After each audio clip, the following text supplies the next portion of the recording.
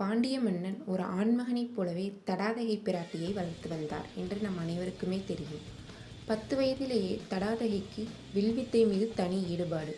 ஒரு நாள் அரண்மனை மைதானத்தில் பயிற்சி நடக்கிறது. அங்கிருந்து மிகப்பெரிய வில்லை யாராலும் தூக்கக்கூட முடியவில்லை.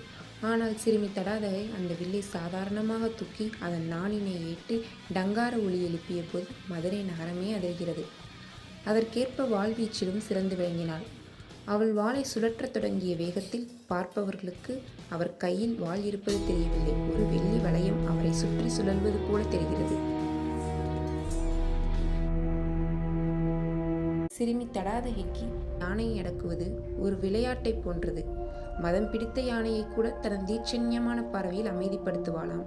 ஒரு மாவீரனைப் போல யானை மீது அமர்வதை வியப்பாக பார்த்தனர். குதிரையை தனது கால்களின் அழுத்தத்தால் தனது கட்டுப்பாட்டில் வைத்திருப்பாளாம். வேதங்களும் கூட இவளுக்கு அத்துப்படிதான். ஒரு 16 வயது பெண்ணால் ஒரு சாம்ராஜ்யத்தையே ஆள முடியும் என்ற